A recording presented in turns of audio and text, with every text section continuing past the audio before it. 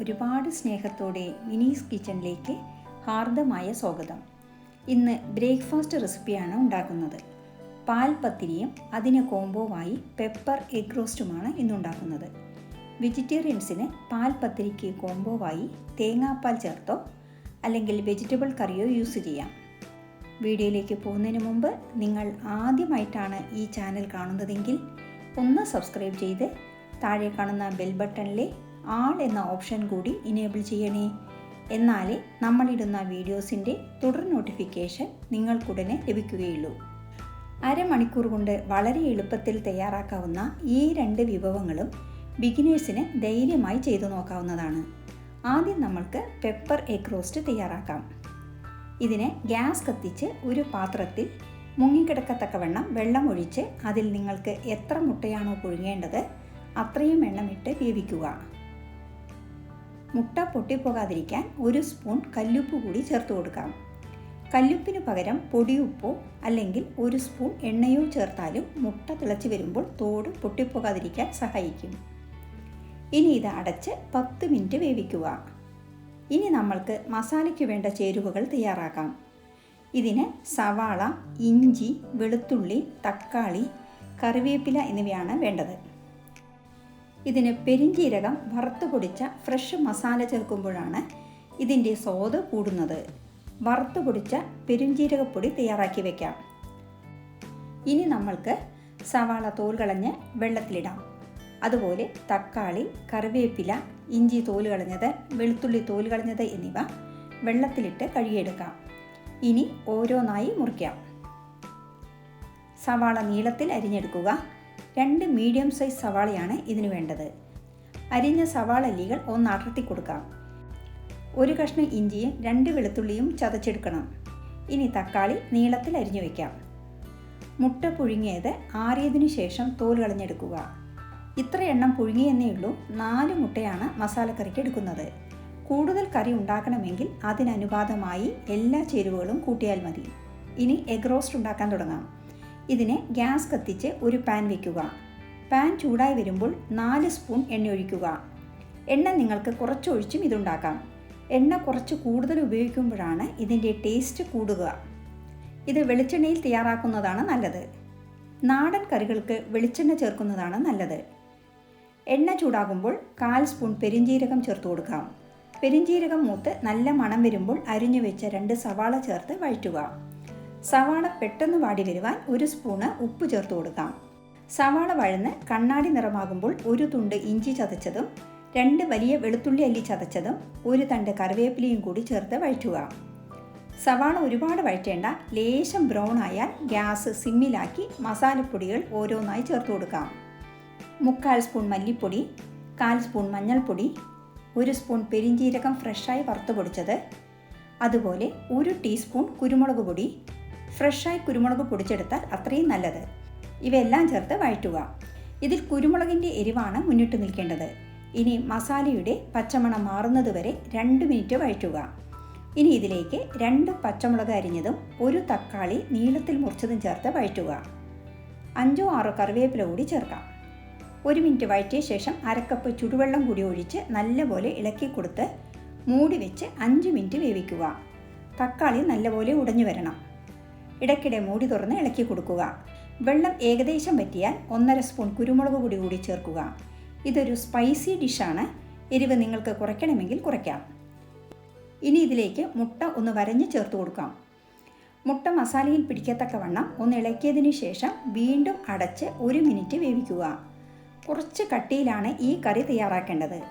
അങ്ങനെ നമ്മുടെ spicy very tasty pepper egg roast ready. ഇത് ചപ്പാത്തി, പൊറോട്ട, ചോറ്, ബ്രെഡ് എന്നിവയ്ക്കെല്ലാം നല്ലൊരു സൈഡ് ഡിഷാണ്. അടുത്തതായി നമ്മൾക്ക് പാൽ പത്തിരി ഉണ്ടാക്കാം. ഇതിന് മാവ് തലേന്ന് അരയ്ക്കേണ്ട, പുളിപ്പിക്കേണ്ട. രാവിലെ അരി കുതിർത്തി 2 മണിക്കൂറിന് ശേഷം ഇതുണ്ടാക്കാം.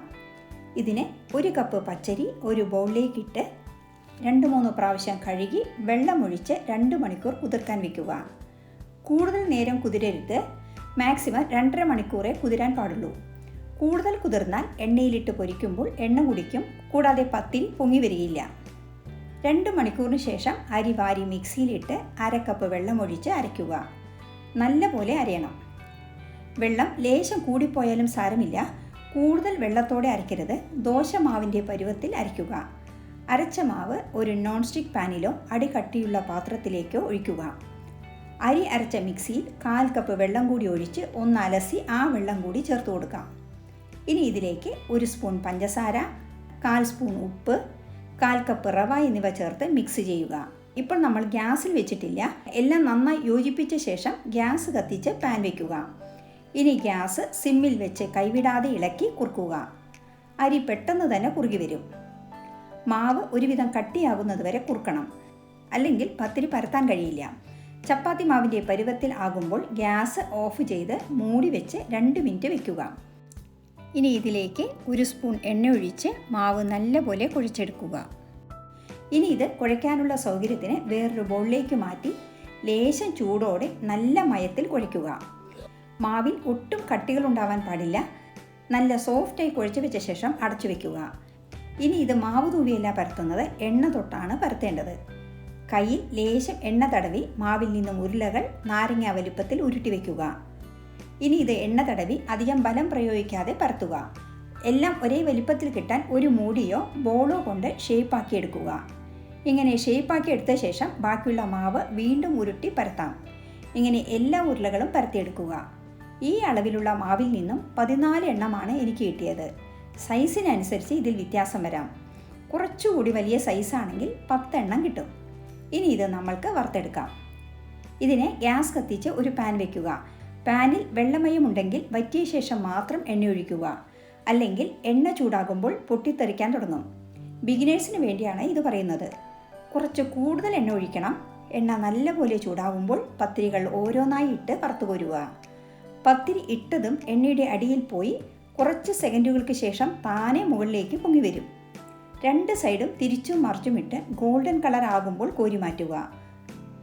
ഈ പത്തിരി തയ്യാറാക്കുമ്പോൾ പ്രധാനമായും 2-3 കാര്യങ്ങൾ ശ്രദ്ധിക്കണം.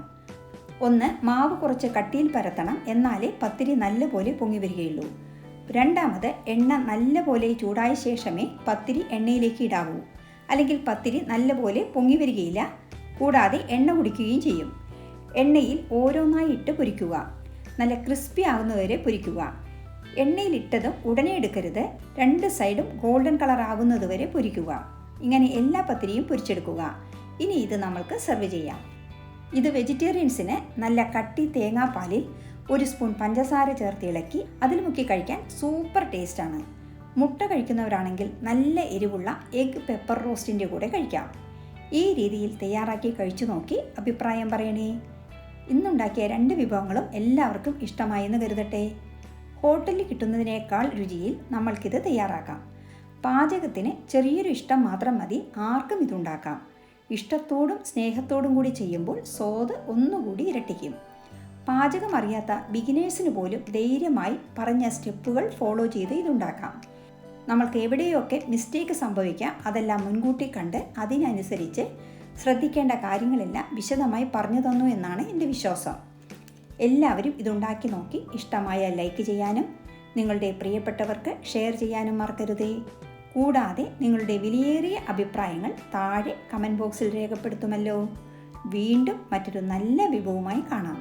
Thank you for watching and supporting.